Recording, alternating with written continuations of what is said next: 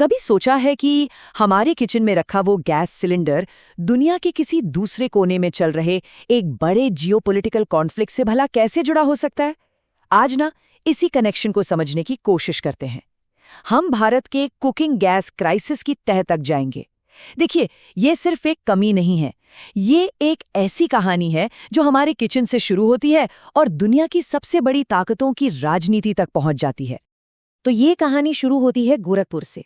जरा सोचिए, एक बुनियादी जरूरत रसोई गैस, उसके लिए लोगों को ब्लैक मार्केट में 2-2 हजार रुपए तक देने पड़ रहे हैं।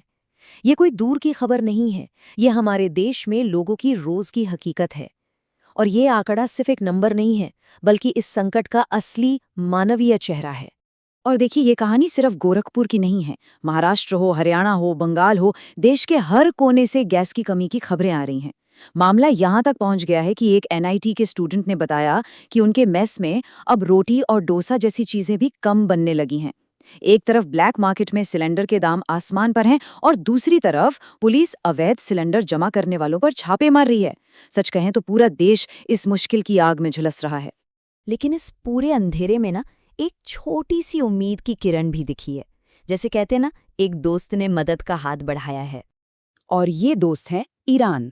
भारत के साथ अपने खास रिश्तों का हवाला देते हुए ईरान ने स्ट्रेट ऑफ हॉर्मोज के उस तनाव भरे रास्ते से भारत के 2 बड़े एलपीजी टैंकरों को निकलने की इजाजत दे दी है। ये एक छोटा लेकिन डिप्लोमेसी के लिहाज से एक बहुत जरूरी कदम है। पर सवाल यह है कि क्या इससे हमारे किचन का चूल्हा तुरंत जल जाएगा? शायद नहीं। ये जो बड़े बड़े टैंकर होते हैं ना, ये बहुत धीरे धीरे चलते हैं। इनको भारत पहुंचने में कई दिन लग जाएंगे। तो ये एक राहत की बात तो है, पर प्रॉब्लम का पक्का इलाज नहीं है। संकट की असली जड़ तो कहीं और ही है। तो चलिए, आप पर्दा उठाते हैं इस संकट की असली वजह से, और ये कहानी हमें ले जाती है दुनिया के सबसे तनावपूर्ण समुद्री रास्ते पर, जिसे कहते हैं हॉर्मुज़ चोक पॉइंट। सारी परेशानी की जड़ है 2 बड़ी ताकतों का टकराव, अमेरिका और ईरान। इनके बीच जो टेंशन चल रही है, उसकी वजह से कतर से भारत आने वाला हमारा गैस का जो ट्रेडिशनल रूट है, यानी हॉर्मुज़ जलडमरू मध्य, उस पर एक तरह से ताला लग गया है और इसका सीधा असर हमारे किचन पर पड़ रहा है। और इस पूरे जियोपॉलिटिकल शतरंज के बिसात का मजाक तो देखिए।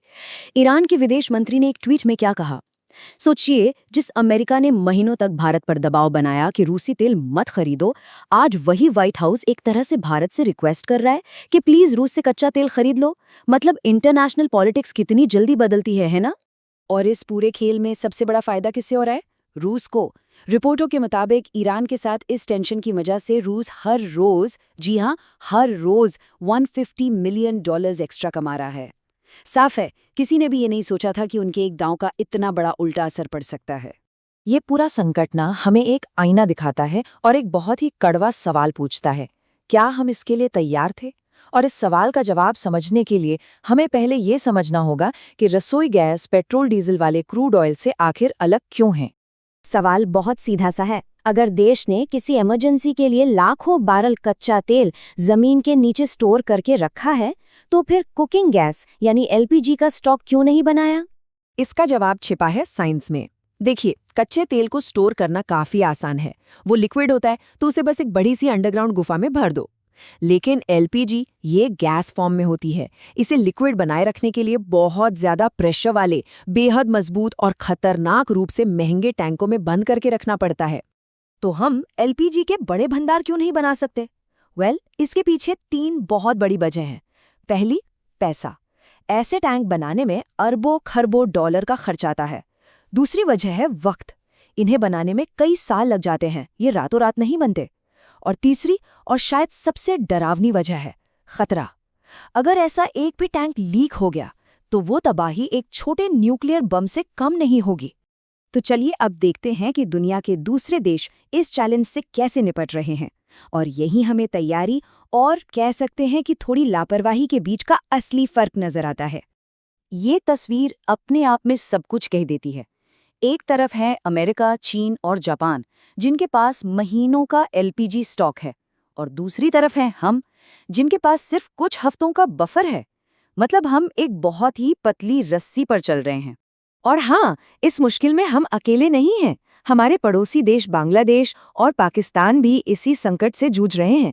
असल में ये पूरे दक्षिण एशिया का संकट है, सिर्फ एक देश को छोड़कर, चीन। तो सवाल है कि चीन ने ऐसा क्या अलग किया जो हम नहीं कर पाए? जवाब है लंबी सोच, दूर की प्लानिंग। चीन ने सालों पहले ही ऐसे किसी संकट का अंदाजा लगा लिया था। उन्होंने न सिर्फ बड़े बड़े एलपीजी भंडार बनाए, बल्कि साथ ही अपनी सड़कों को इलेक्ट्रिक गाड़ियों से भी भर दिया। जबकि हमारा फोकस अक्सर अगले चुनाव या तात्कालिक जरूरतों पर होता है, लॉन्ग टर्म इंफ्रास्ट्रक्चर पर कम। तो अंत में पूरी बात बस इतनी सी है, एक होता है संकट आने पर उससे निपटना, और एक होता है संकट आने से पहले ही उसकी तैयारी कर लेना। और इन दोनों में जमीन आसमान का फर्क होता है। और यही बात हमें इस कहानी के सबसे बड़े सवाल पर लाकर खड़ा कर देती है। जब तूफान दरवाजे पर दस्तक दे चुका हो, तब क्या प्लानिंग शुरू करने में बहुत देर नहीं हो जाती? इस बारे में सोचना जरूरी है।